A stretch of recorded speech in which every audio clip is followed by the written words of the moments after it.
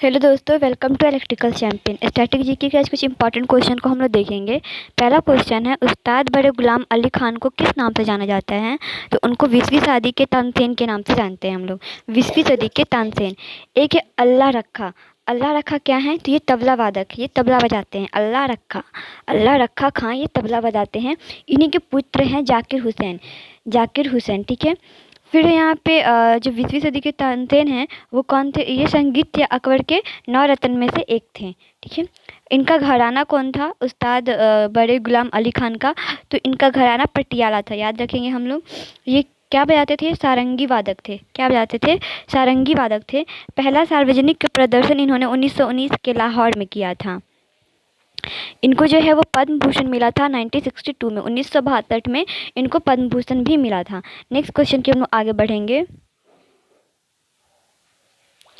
Next है हमारा, पद्म भूषण कुमुदनी लाखिया एक डैश नर्तकी हैं।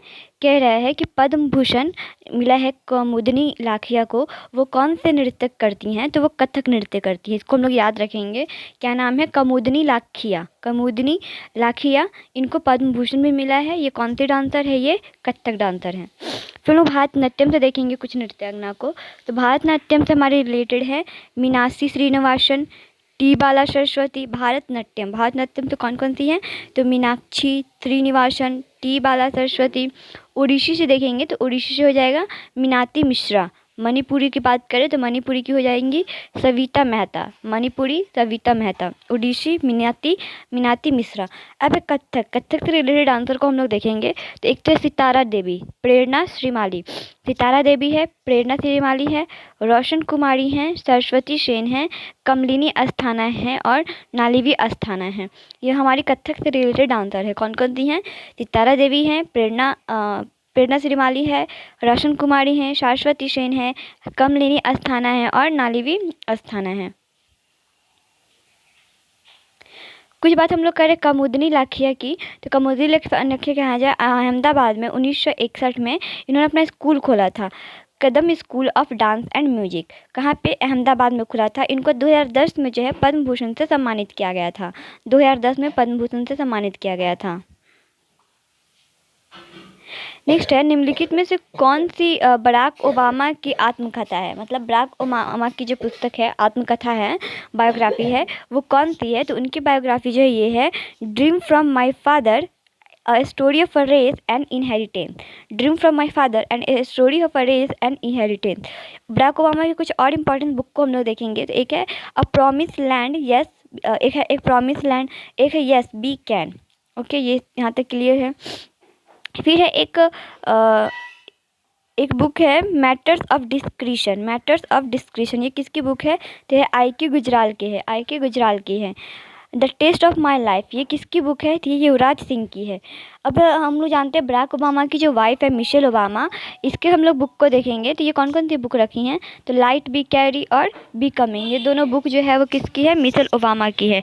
लाइट वी कैरी और एक वी कमिंग। ठीक है। नेक्स्ट हम लोग देखेंगे। नेक्स्ट है, होयसला मंदिर निम्नलिखित में से किस राज्य में स्थित है? तो होयसला मंदिर कहाँ पे है? कर्नाटक में है। इसको यूनेस्को के हेरिटेज साइट में भी सम्मिलित किया गया था। 42वां हेरिटेज साइट था। इसके 3 समूह थे। कौन कौन से समूह थे? सोमनाथपुरा, स्लोविड और वेलुड़ मंदिर। ये 3 जो है समूह हैं यूनेस्को के 42वें हेरिटेज साइट में जो है सबमिट किया गया था। किसको? हलेश्वर मंदिर को। हलेश्वर मंदिर कहाँ है हमारा? तो कर्नाटक में है। किस भगवान को समर्पित है? ये शिव भगवान को समर्पित है। विष्णुवर्धन के शासन ने इसका निर्माण करवाया था। और क्वेश्चन आता है होयसला मंदिर का निर्माण किसने करवाया था? तो इसको विष्णुवर्धन शासक ने निर्माण करवाया था। ये 12वीं शताब्दी में किया गया था। और इनका आकार कैसा है? तो सितारा आकार है। नेक्स्ट देखेंगे, हिंदू कैलेंडर के अनुसार भारत में रक्षाबंधन कब मनाया जाता है? रक्षाबंधन हम लोग जानते हैं कि इंग्लिश महीने के अनुसार तो अगस्त में मनाया जाता है, लेकिन हिंदू कैलेंडर के अकॉर्डिंग ये श्रवण मास के पूर्णिमा को मनाया जाता है।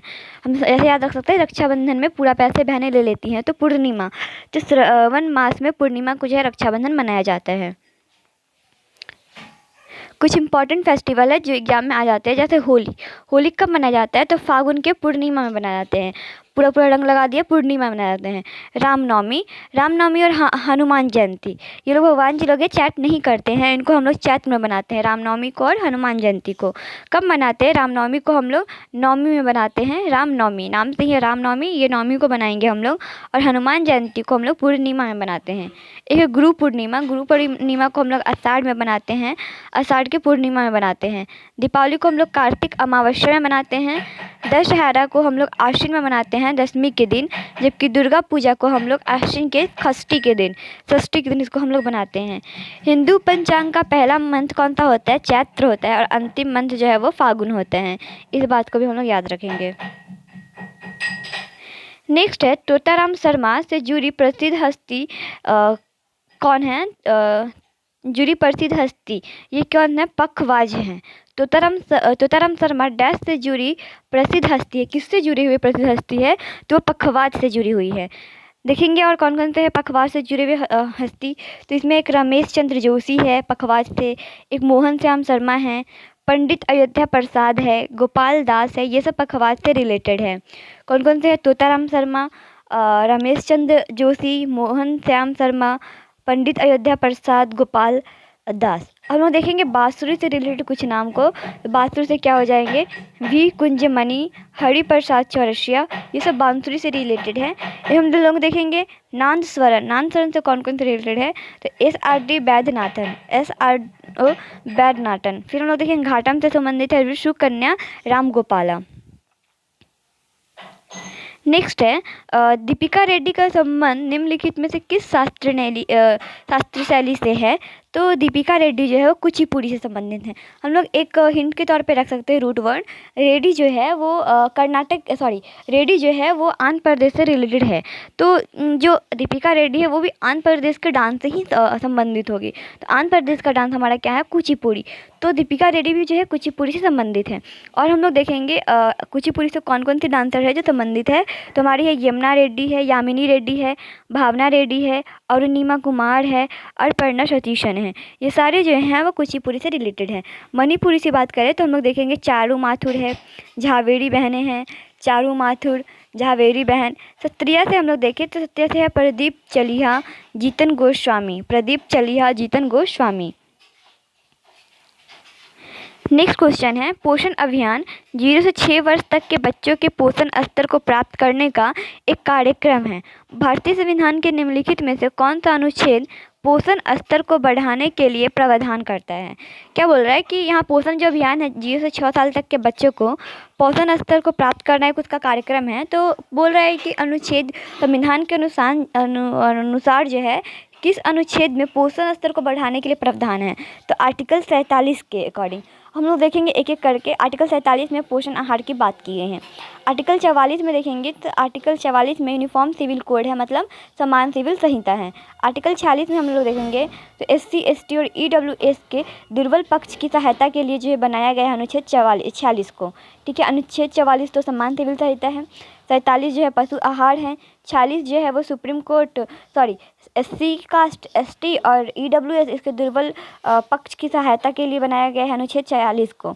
अनुच्छेद 45 में जो है अनिवार्य शिक्षा है 0 से 6 साल के बच्चों को, मतलब जो भी बच्चे हैं 6 साल के तक के बच्चे हैं उनको अनिवार्य शिक्षा मिले। ये किस अनुच्छेद में कहा गया है? तो अनुच्छेद 45 में कहा गया है। तो हम लोग ये चारों अनुच्छेद को अच्छे से याद रखेंगे। 44 में तो सिविल संहिता है, और 45 में जो है कि बच्चों की शिक्षा जो है वो अनिवार्य होनी चाहिए, और 46 में जो है कि SC ST EWS जो कास्ट है उनकी पक्ष की सहायता के लिए 46 है, और 47 जो है वो पोषण आहार है, 6 साल के तक के बच्चों के लिए उनको पोषाहार मिलनी चाहिए।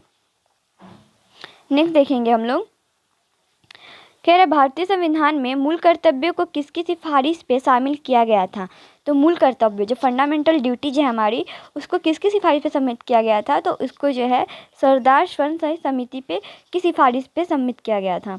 अब यहाँ पे विवेक देव राय समिति, इसमें क्या हुआ था? तो रेल बजट और आम बजट को मिलाया गया था, आम बजट को मिलाया गया था विवेक देव राय समिति। रेल बजट और आम बजट किसमें मिला था? तो किसके समिति से मिला था? तो विवेक देव राय समिति से। फिर एक हमारा बलवंत राय मेहता समिति, तो त्रिस्तरीय पंचायत का सुझाव ये किसने दिया था? त्रिस्तरीय पंचायत का सुझाव इनको बलवंत राय मेहता समिति ने दिया था। अब है सरदार स्वतंत्र समिति, इस पे जो है मूल कर्तव्यों की सिफारिश को भारतीय संविधान में शामिल किया गया था। एक है ये एल एम सिंघवी समिति, इसमें क्या गया था, तो पंचायती राज संस्थान को संवैधानिक रूप मिला था। एल एस सिंघवी समिति से जो है पंचायती राज संस्थान को संवैधानिक रूप में मिला था।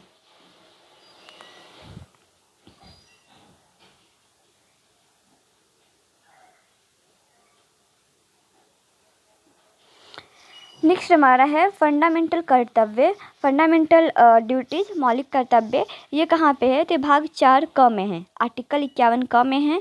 भाग की बात करें तो किस भाग में है, तो भाग 4 क में है। और अनुच्छेद की बात करें तो अनुच्छेद 51 क में है। कब जोड़ा गया था इसको, तो 1976 में जोड़ा गया था, 42वां संविधान संशोधन। इसको मिनी कॉन्स्टिट्यूशन भी बोलते हैं, लघु संविधान भी बोलते हैं। किसके तहत जोड़ा गया था, तो 42वां संविधान संशोधन 1976 से जोड़ा गया था। इसके रोलिंग एम्बेसडर क्या है, तो सरदार स्वर्ण सिंह समिति है, जिसमें कुल सदस्य कितने थे, तो 12 थे। कुल सदस्य कितने थे, 12 थे। इसके रोलिंग एम्बेसडर कहा जाए तो सरदार स्वर्ण सिंह समिति थे। इसके गठन कब हुआ था, तो 1976 में हुआ था।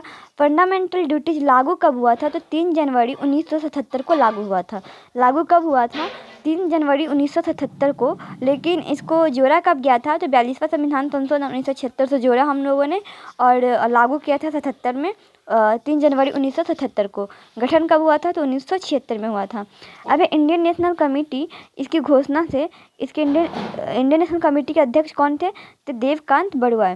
देवकांत बरुआ जो है ये मौलिक कर्तव्य से जो इंडियन नेशनल कमेटी है इसकी घोषणा हुई थी, इसके अध्यक्ष कौन है, देवकांत बरुआ। सरदार समिति के सचिव कौन थे, तो AR अंतले। सरदार सिंह स्वर्ण समिति के सचिव कौन थे, AR अंतले। ठीक है। फिर है इसमें कुल अनुशंसा थी, सरदार समिति में कुल अनुशंसा से 8 मौलिक कर्तव्य। पहले क्या थे, 8 मौलिक कर्तव्य थे, बाद में जोड़े गए थे 10वां। उसके बाद जो है 11वां मौलिक कर्तव्य 86वां संविधान संशोधन 2000 में जोड़ा गया था। कह रहा है कि इसमें कुल कितने थे, तो पहले तो 8 मौलिक कर्तव्य थे, बाद में इसको जोड़ा गया था 10। उसके बाद जो 11वां मौलिक कर्तव्य को कब जोड़ा गया है, तो 86वां संविधान संशोधन 2002 के एक्ट से जो है हमारा 11 नंबर का फंडामेंटल ड्यूटीज को ऐड किया गया है। नेक्स्ट हम लोग देखेंगे मास्की शिलालेख वर्तमान में किस राज्य में स्थित है। मास्की शिलालेख कह रहा कहाँ पे स्थित है, किस राज्य में स्थित है, तो ये कर्नाटक में स्थित है। मास्की शिलालेख है ये कहाँ पे है, कर्नाटक में है। वहाँ पे कुल शिलालेख कितने हैं, 33 शिलालेख हैं, जिसमें मुख्य 14 हैं, स्तंभ लेख कितने हैं, 7 है, और गुहा लेख कितने हैं, 3 हैं। ठीक है, इसको हम लोग याद रखेंगे। कुल शिलालेख कितने हैं, 33 है, जिसमें से मुख्य जो है वो 14 हैं, स्तंभ शिलालेख 7 है, गुहा शिलालेख जो है वो 3 है। ठीक है, हम लोग देखेंगे ब्रह्मगिरी शिलालेख, ये तो कहाँ पे है, कर्नाटक में है। शास्त्राराम कहाँ पे है, बिहार में है। और एक है रूपनाथ जो MP में है, मध्य प्रदेश में है। भब्रू जो है वो राजस्थान में है। स्वयं को मगध का सम्राट भी कहा जाता था। धौली और जयगढ़ ये कहाँ पे है, उड़ीसा में है। इसको हम लोग याद रखेंगे। फिर है मास्की शिलालेख किससे संबंधित है, तो ये सम्राट अशोक से संबंधित है। 269 से 232 BC, 269 से 232 BC में सम्राट अशोक से संबंधित है मास्की शिलालेख। इस शिलालेख को पढ़ा गया था जेम्स प्रिंसेप के द्वारा 1837 में। मास्की शिलालेख को किसके द्वारा पढ़ा गया था, तो जेम्स प्रिंसेप के द्वारा पढ़ा गया था 1837 में। खोजा किसने था, इसको फेंटलर ने खोजा था 1750 में। फेंटलर ने खोजा था 1750 में। ठीक है, कालती कहाँ का है, उत्तराखंड का है। सोमेरा कहाँ का है, महाराष्ट्र का है। एरागुडी कहाँ का है, आंध्र प्रदेश का है। ब्रह्मगिरी कर्नाटक, सासाराम बिहार, रूपनाथ मध्य प्रदेश, भब्रू राजस्थान, धौली और जयगढ़ उड़ीसा। नेक्स्ट हम लोग देखेंगे तुगलक वंश। तुगलक वंश की स्थापना कब हुई थी, तो हम लोग जानते हैं तुगलक वंश जो है वो दिल्ली सल्तनत का ही हिस्सा है। तो दिल्ली सल्तनत में टोटल कितने वंश थे, तो 5 वंश थे। पर हम देख ले तुगलक वंश की स्थापना कब हुई थी, 1320 में हुई थी। 1320 में तुगलक वंश की स्थापना हुई थी। ठीक है, उसमें कैसे शासन हुए थे, तो 1320 से 1325 तक गयासुद्दीन तुगलक आया था। फिर 1325 से 1351 तक मोहम्मद बिन तुगलक आए थे। फिर 1351 से 1388 तक फिरोज शाह तुगलक आए थे। GST, MBT और FST हम इसको ऐसे याद रखेंगे। 1320 से 1325 तक गयासुद्दीन तुगलक, 1325 से 1351 आए थे मोहम्मद बिन तुगलक, 1351 से 1388 तक आए थे फिरोज शाह तुगलक। ठीक है, हम लोग देखेंगे दिल्ली सल्तनत के वंश को। तो पहला हमारा है गुलाम वंश। गुलाम वंश कब से कब तक रहा था? तो 1206 से 1290 तक रहा था। इसके संस्थापक कौन थे? तो ऐबक, कुतुबुद्दीन ऐबक इसके संस्थापक थे। दूसरा वंश है हमारा खिलजी वंश। ये कब से कब तक रहा था? तो ये 1290 से 1320 तक रहा था, 30 साल तक रहा था। सबसे कम यही रहा था खिलजी वंश, जिन्होंने सबसे कम शासन किया था, मात्र 30 साल किया था, 1290 से लेकर 1320 तक। ठीक है। इसके संस्थापक कौन थे? खिलजी वंश के संस्थापक, तो इसके संस्थापक जलालुद्दीन खिलजी थे। थर्ड हमारा है तुगलक वंश। तुगलक वंश के संस्थापक कौन थे? जीएसटी गयासुद्दीन तुगलक थे। गयासुद्दीन तुगलक थे। ये सबसे लंबा, सबसे ज़्यादा शासन करने वाला वंश रहा है, 1320 से लेकर 1414 तक, पूरे के पूरे 94 साल, 1320 से लेकर 1414 तक। ठीक है। उसका चौथा हमारा वंश रहा है सैयद वंश, जो रहा है 1414 से 1451 तक। इसके संस्थापक कौन रहे हैं? तो इसके संस्थापक जो है खिज्र खान रहे हैं, खिज्र खान। लास्ट हमारा लोधी वंश। ये कब से कब तक रहा है? 1451 से 1526 तक रहा है। और इसके शासनकर्ता, इसकी स्थापना किसने की थी? तो इसकी स्थापना जो है बहलोल लोधी ने किया था। तो इम्पोर्टेंट क्वेश्चन आएगा कि सबसे कम स्थापना किसकी थी? तो खिलजी वंश की थी। 3 वर्ष तक इन्होंने शासन किया। सबसे ज़्यादा किसका था? तो तुगलक वंश का था। तुगलक वंश का कितना था? 94 साल था। गुलाम वंश का अगर डेट पूछता है तो 1206 से 90। खिलजी का पूछता है तो 1290 से 1320, सबसे कम 30 साल। तुगलक का सबसे ज़्यादा 1320 से 1414, 94 साल। सैयद वंश का 1414 से 1451, जिनका स्थापना खिज खान ने किया था। लोधी का 1451 से 1526, जिसको बहलोल लोधी ने शासन किया, स्थापना की थी।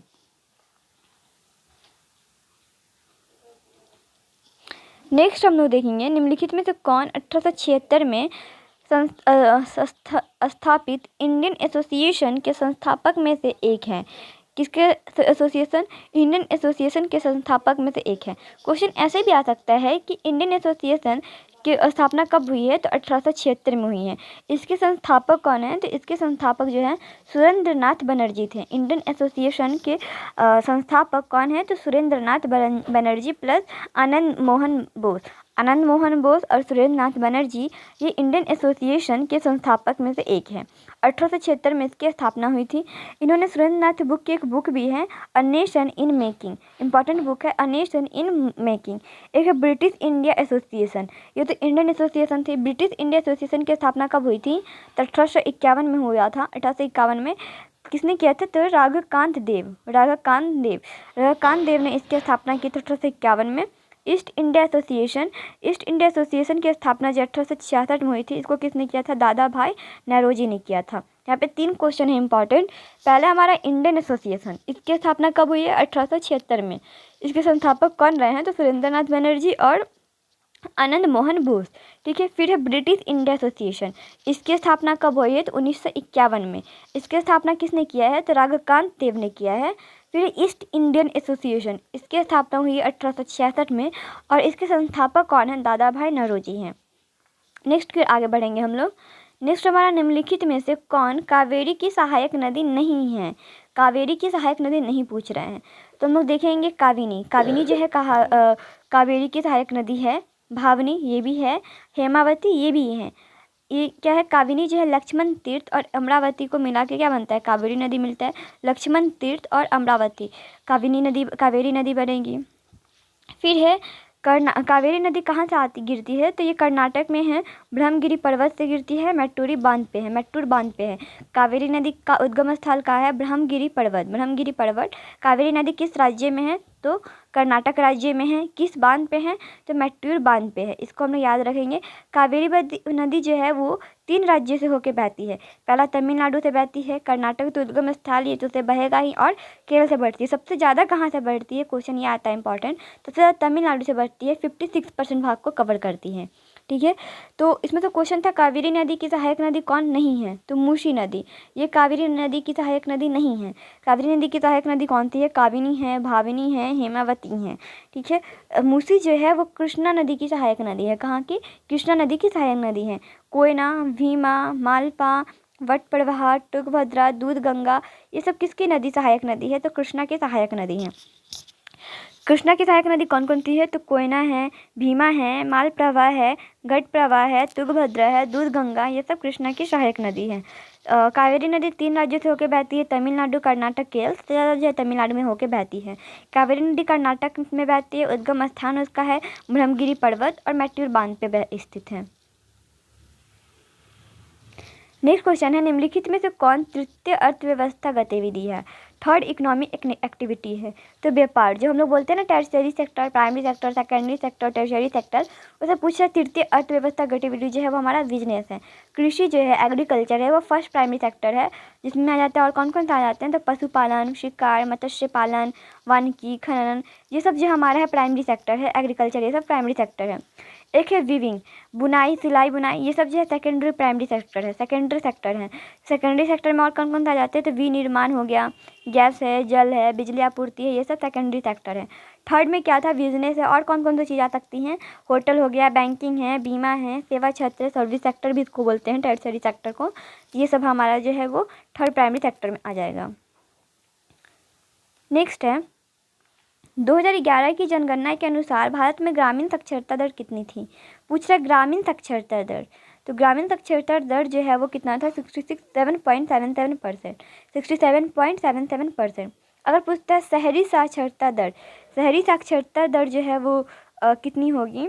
तो 84.11%। इसमें क्या है कि ग्रामीण लोग कितने पढ़े लिखे हैं। ग्रामीण साक्षरता दर तो 67.77% था, ठीक है, 67.77% है। और शहरी साक्षरता दर की बात करें तो वो 84.11% है। इसको हम लोग याद रखेंगे। अगर जनसंख्या की बात करें कि ग्रामीण जनसंख्या कितनी थी, तो 63.8% था, 68.8% था, 68.8%।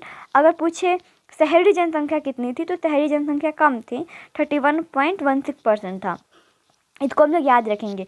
अगर ग्रामीण साक्षरता दर पूछता है तो 67.7%। अगर शहरी साक्षरता दर पूछता है तो 84.11%। अगर जनसंख्या की बात करें, जनसंख्या में ग्रामीण की जनसंख्या कितनी थी? तो ज़्यादा थी, 68.84% था। और शहरी की जो 31.16% था। सर्वाधिक ग्रामीण जनसंख्या कहाँ पे है? तो हिमाचल प्रदेश में। सर्वाधिक ग्रामीण जनसंख्या कहाँ पे था? हिमाचल प्रदेश में है, 90%। सर्वाधिक ग्रामीण जनसंख्या कहाँ पे? हिमाचल प्रदेश में, 90% में। सर्वाधिक ग्रामीण साक्षरता दर कहाँ पे थी? तो केरल में थी। और शहरी सर्वाधिक साक्षरता दर कहाँ पे है? मिजोरम में है। इंपॉर्टेंट क्वेश्चन है, याद रखेंगे हम लोग। नेक्स्ट ईयर आगे बढ़ेंगे। नेक्स्ट है हमारा है, टमाटर में मुख्यतः कौन सा अम्ल पाया जाता है? टमाटर में कौन सी एसिड पाई हो जाती है? तो हम जानते हैं टमाटर में ऑक्जेलिक एसिड पाई जाती है। कुछ इंपॉर्टेंट एसिड को हम लोग देखेंगे। एसिटिक एसिड किस में होता है? सिरका में होता है। टार्टेरिक एसिड अंगूर में होगा, और इसमें होगा, इमली में भी होगा। टार्टेरिक एसिड किस में होगा? तो अंगूर हो गया, इमली हो गया। एसिटिक एसिड सिरका में होगा। टमाटर में ऑक्जेलिक एसिड। कह रहे हैं सोडा वाटर में कौन सी एसिड होगी? तो सोडा वाटर में हम लोग का होता है कार्बोनिक एसिड। जो भी हम लोग कोल्ड ड्रिंक पीते हैं उसमें कौन सा एसिड होता है? तो कार्बोनिक एसिड होता है, या फिर ऑर्गेनिक एसिड, उसी का नाम है carbonic acid, organic acid soda water में। फिर है नींबू है, खट्टे फल है, इन सब में कौन सी एसिड होता है? तो इन सब में साइट्रिक एसिड होता है। घास में कौन सा एसिड होता है? तो घास में बेंजोइक एसिड होता है। सेब में मैलिक एसिड। सरसों, इंपॉर्टेंट क्वेश्चन है, सरसों में होगा इरस्की एसिड। इरस्की एसिड। सरसों में कौन सा एसिड होता है? इरोस्की एसिड। सरसों में इरोस्की एसिड। नारियल में लॉरिक एसिड। गेहूं में ग्लूटामिक एसिड, ग्लूटेनिक एसिड। चाय में टेनिन एसिड। इंपॉर्टेंट क्वेश्चन है। घास में बेंजोइक एसिड, सेब में मैलिक एसिड, सरसों में इरोस्की एसिड, नारियल में लॉरिक एसिड, गेहूं में ग्लूटेन एसिड, चाय में टेनिन एसिड। नेक्स्ट हम लोग देखेंगे, निम्नलिखित में से कौन सा रोग कवक के कारण होता है? कवक मतलब फंगी के कारण होता है, फंगी के कारण होता है। तो क्या हो जाएगा? तपेदिक। तपेदिक जो ट्यूबरक्लोसिस है वो मेरा किससे होता है? बैक्टीरिया से होता है, ठीक है। तो यहाँ पे फंगस से बोल रहा है, कवक के कारण कौन सा रोग होगा? तो रिंग वर्म। जो दाद होते हैं, खुजली होते हैं, ये सब किससे होते हैं? फंगस की वजह से होते हैं। अगर बोले कोलरा किससे होने वाला है? तो कोलरा जो है, जिसको विब्रियो कोलरा भी बोलते हैं, ये भी जीवाणु से होने वाला है, बैक्टीरिया से होने वाला है। कोविड-19 तो एक वायरस है जो वायरस से होगा। अब हम देखेंगे फंगस से होने वाले और भी कुछ बीमारियां जो होती है। तो फंगस से होने वाली बीमारी के लिए एक ट्रिक है, गंजा दमाद फ्रूट खाएं तो गंजापन जो है वो होगा। फिर दम्मा मतलब दम्मा है, दाद है, खाज है, खुजली है, एथलीट फुट, ये सारी बीमारी जो है वो फंगस से होने वाले हैं। नेक्स्ट हम लोग देखेंगे, हाल ही में 50वां तो अंतर्राष्ट्रीय बुनाई मेला कहाँ आयोजित किया जाता है? कह रहा 50वां भारत अंतर्राष्ट्रीय बुनाई मेला ये कहाँ पे किया गया है? तो तिरुपुर में किया गया है। तमिलनाडु के तिरुपुर में जो है इसको किया गया है। और कुछ इंपॉर्टेंट क्वेश्चन है। 42वां भारत अंतर्राष्ट्रीय व्यापार मेला इसको कहाँ किया गया? 2023 में नई दिल्ली में किया गया है। 42वां भारत अंतर्राष्ट्रीय व्यापार मेला कहाँ पे? 2023 में नई दिल्ली में किया गया है। यूपी का पहला और इंटरनेशनल व्यापार मेला ये कहाँ पे किया गया था? तो सितंबर 2023 में गौतम बुद्ध नगर जिला में किया गया था। गौतम बुद्ध नगर जिला में किया गया था। भारत कला 2023 इसको कहाँ किया गया था? नई दिल्ली में किया गया था। भारत कला 2023 नई दिल्ली में। 42वां भारत अंतर्राष्ट्रीय व्यापार मेला इसको भी नई दिल्ली में किया गया था। यूपी का फर्स्ट इंटरनेशनल जो है व्यापार मेला इसको सितंबर 2023 में गौतम बुद्ध नगर जिला में किया गया था। भारत कला 2023 इसको भी नई दिल्ली में किया गया था।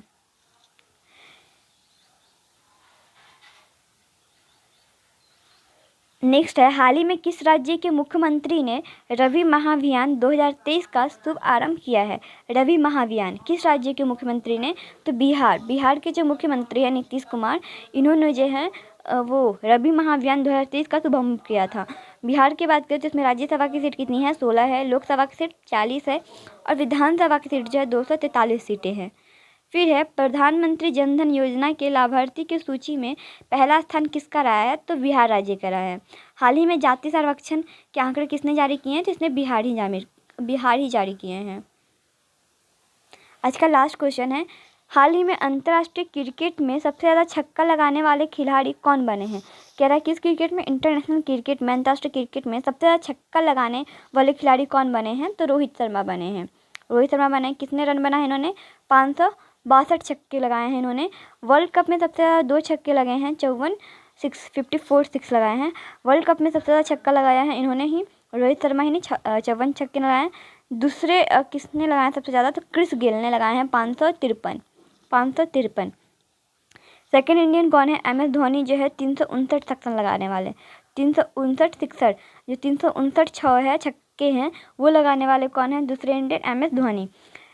इंडिया टीम कौन सी है? तो वनडे इंडिया में जो है वो 3000 छक्के लगाने वाली पहली टीम बनी है। इंडियन टीम कौन है? तो ODI वनडे इंडिया जो है वो 3000 छक्के लगाने वाली पहली टीम बनी है।